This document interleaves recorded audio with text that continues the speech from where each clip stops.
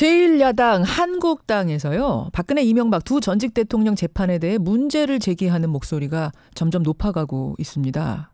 어제는 국회에서 토론회까지 열렸는데요. 한국당 현직 의원 10여 명이 참석을 했습니다. 이들 주장의 핵심은 불구속 재판입니다. 불구속.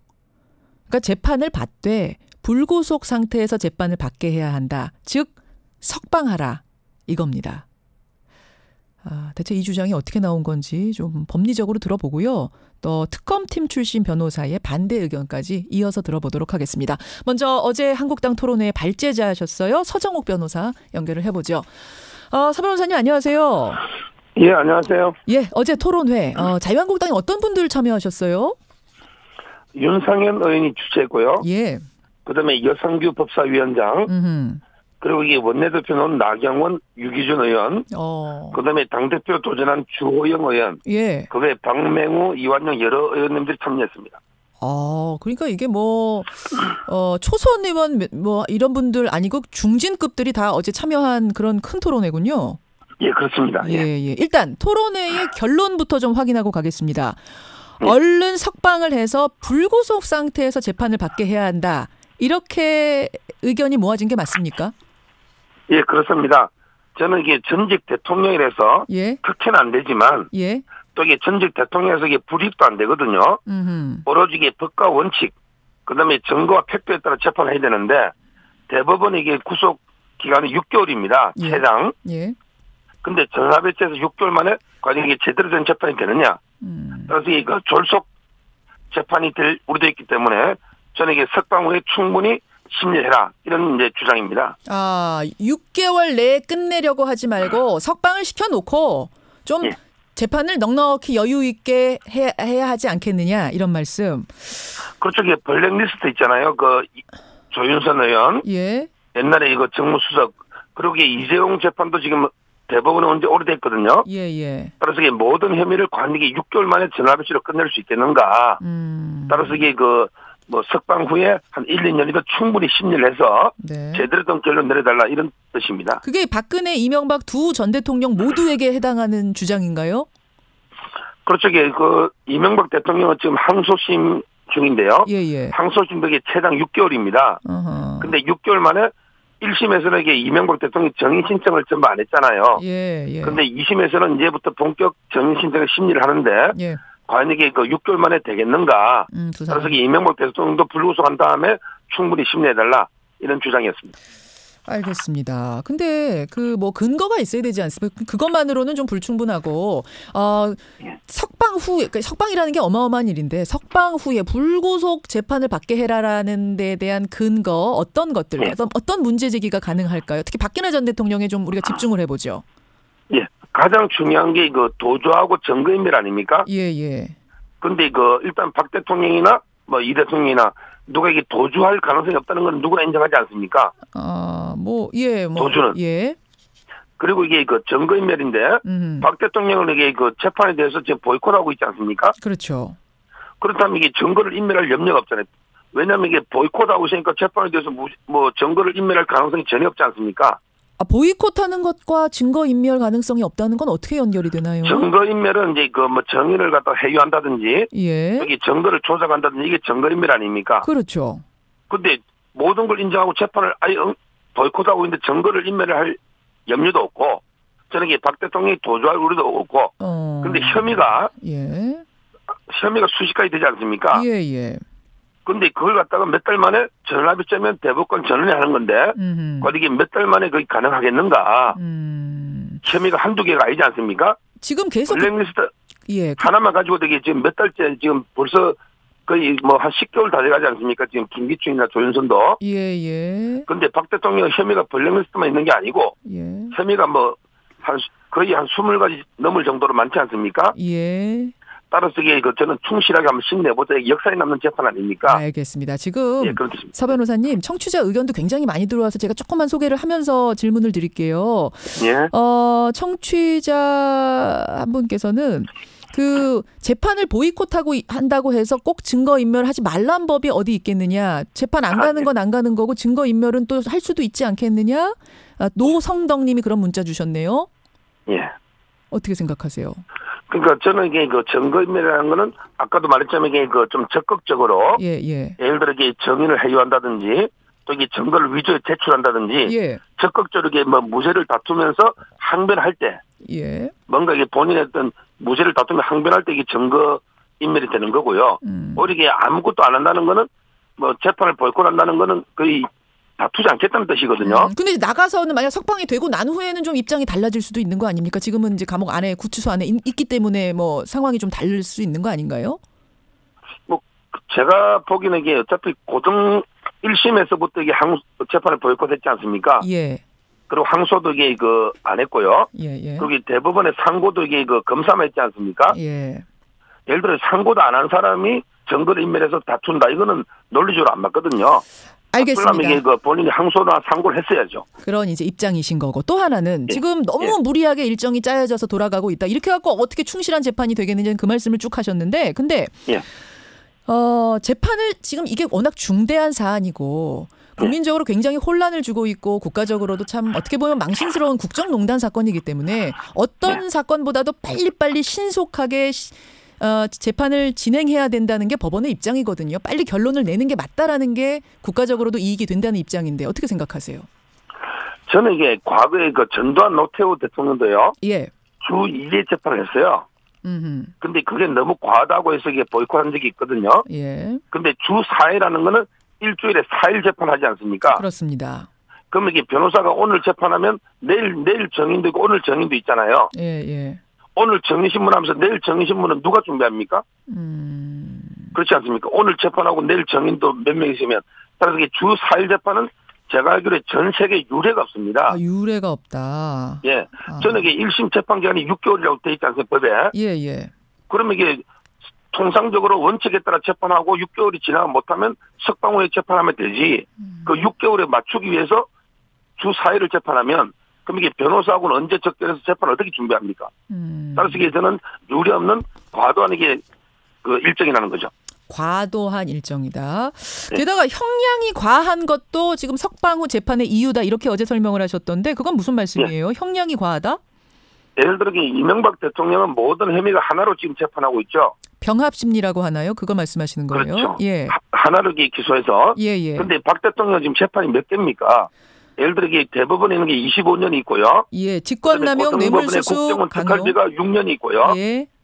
그리고 이게 또 공천 개입으로 또 2년이 있지 않습니까? 확정된 거. 맞습니다. 이런 식으로 이게 다 따로 심리하다 보니까 형량이 다 합치면 33년이 된 겁니다. 근데 이걸 모든 걸 한 번에 기소했으면 과연 이게 33년이 높겠느냐. 이런 이제 문제 제기를 하는 겁니다. 근데 거기에 대해서도 지금 직권남용, 뇌물수수 강요건 그 22년짜리랑 특활비 6년짜리랑 공천 개입 2년짜리랑 다 기소된 시점이 다르고 죄의 성격도 워낙 다르다 보니까 법원 입장에서는 그걸 병합 심리하기가 어려웠다는 건데요. 기소된 시점은 이게 일부 다른 거는 맞는데요. 지금 법원에서는 이게 고등법원에서 특활비도 있고 공천 개입도 있지 않습니까? 이거는 같이 심리해도 아무 문제 없는 거예요. 특활비랑 고등법원에서 특활비도 지금 고등법원에 계류 중이고 공천 개입도 고등법원에서 이번에 2년 확정된 거 아닙니까? 그렇죠. 이런 거는 같은 고등법원 같은 부에서 재판하는 게 왜 불가능합니까? 보통 이게 피고인들도 기소 시점은 좀 다르더라도 병합 심리하는 게 피고인한테 유리하거든요. 그렇죠. 근데 만약에 이번에 2년이 확정 안 됐으면 대법원에서 이게 6개월 지나면 이게 풀리나는 건 아닌데 고등법원에서 이게 2년 확정 때문에 어렵지 않습니까? 따라서 이게 저는 왜 분리하느냐 전부 다 이 문제를 제기하는 겁니다. 그 형 자체도 너무 무겁다고 보시는 거예요? 그 22년의 형? 형은요. 예를 들어 전직 대통령의 양형이 참문적으로 되지 않습니까? 그런데 노태우 대통령은 뇌물을 직접 받은 게 2,700억이고요. 그리고 이 12.12 반란, 그다음에 5.18 내란 혐의가 있지 않습니까? 이거 다 합친 게 대법원에 17년입니다. 그런데 박 대통령은 34년 2배죠. 근데 박 대통령이 직접 받은 뇌물은 10원도 없지 않습니까? 10원도 직접 받은 건 없다. 특활비 빼고. 승마 지원 정유라 부분. 이거는 이게 어떻게 보면 제3자하고 가까운 거잖아요. 알겠습니다. 10번도 직접 받은 건 없는데 전두환, 노태우 두 전직 대통령에 비해서 너무 무겁지 않은 형평성 얘기까지 지금 지적하셨어요. 그런데 서 변호사님. 이 석방 후 재판이라는 게 이게 법적으로 가능합니까? 법적으로 이게 김기춘이나 예. 조윤선 있죠. 예. 이분들도 이게 6개월 만기돼가 대법원 석방됐지 않습니까? 근데 지금 징역 2년이 이미 확정돼 있는 상태인데. 이분의 경우는 박근혜 전 대통령은 이미 확정인데. 박 대통령 그래서 제가 그 문제를 제기한 지금 그 공천개혁 때문에 2년이 확정됐잖아요. 예. 그래서 이걸 상고를 안 해가지고 확정이 돼버렸기 때문에 이걸 집행하면 석방이 불가능하거든요. 그렇죠. 예. 따라서 이게 저는 국선 변호인 있잖아요. 예. 국선 변호인이 왜 2년에 대해서 상고를 안 했는가? 만약에 이 2년을 상고를 했으면요. 예. 기존의 대법원의 2년 25년하고 병합이 되거든요. 예. 그러면 이게 6개월 지나면 석방이 되는데 따라서 저는 국선 변호인이나 검사가 왜 이것만 상고 안 했는가? 그거 박근혜 전 대통령 당사자가 원하지 않아서 상고 안 한 거 아니에요? 당사자가 원하지 않아도 이제까지 검사가 다 상고했지 않습니까? 당사자가 박 대통령이 상고한 적 한 번도 없잖아요. 당사자가 안 했어도 원하지 않았어도 이거는 국선 변호인이 했었어야 되는데 왜 안 했는지 모르겠다. 그렇습니다. 왜냐하면 이게 이제까지 항소든 상고든 박 대통령이 한 거 하나도 없잖아요. 그거는 이제 박근혜 전 대통령한테 좀 물어봐야 될 얘기인 것 같고. 그러니까 왜 이거만 안 하느냐는 거죠, 저는. 어쨌든 그런데 국선 변호인이 안 했어요. 안 했으면 지금 법적으로는 석방 후 재판이란 게 어려워진 거 아닙니까, 변호사님? 그렇습니다. 그래서 이게 어제 결의한 게 바로 이게 최종 확정되면 사면하고요. 사면하라. 네. 그리고 이게 최종 확정되면. 예. 그리고 이제 박 대통령 지금 건강이 안 좋다는 이야기도 많습니다. 예. 따라서 이게 국회에서 건강을 체크해서 건강이 안 좋으면 형을 집행 정지하는 게 있거든요. 예. 이런 이제 어제 그걸 촉구한 겁니다. 특별 사면의 방법 아니면 건강을 이유로 한 형 집행 정지를 우리는 요구한다. 예, 그렇습니다. 지금 뭐 특검팀 얘기 뒤에서 듣겠습니다만 터무니없는 주장이라는 얘기가 많아요. 지금 청취자 의견도. 예. 어떻게 생각하세요? 저는 이게 다 생각은 다를 수 있지만 지금 이게 탄핵이든 박 대통령 재판에 대해서 또 이게 촛불 민심도 있지만 태극기 민심도 있지 않습니까?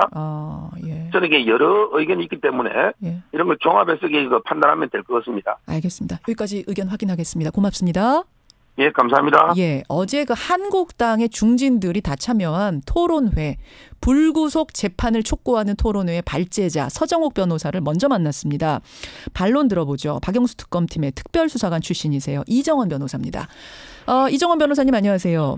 예, 안녕하세요. 앞서서의 그 주장이 그러니까 서정욱 변호사만의 주장이 아니라 자유한국당 중진들이 다 참여한 토론회에서 나온 주장입니다. 어떻게 생각하십니까? 정치적 주장이죠. 법리적 주장이라기보다는 정치적 주장에 가깝습니다. 정치적 주장에 가깝다. 그 얘기는 법리적으로는 얘기가 안 되는 거다? 아니 조금 전에도 제가 잠깐 말씀을 들었는데요. 그러니까 지금 현재 2년은 형이 확정되지 않았습니까?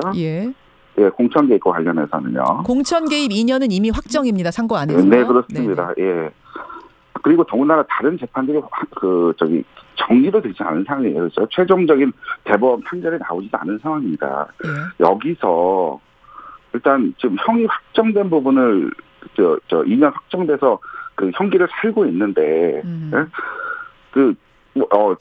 석방부터 해달라 하는 건 더더군다나 지금 현재 재판을 보이콧하고 있는 상황 아닙니까, 그죠? 그 얘기는 뭐냐면 이 재판에 승복하지 못하겠다는 뜻이거든요. 그렇죠. 그리고 현재 본인의 혐의에 대해서는 현재 어떤 그 반성의 그 메시지도 보낸 바가 없습니다. 그러니까 지금 무슨 얘기냐면 반성의 메시지 정도가 아니라 지금 아예 억울하다는 입장인 거잖아요. 그렇습니다.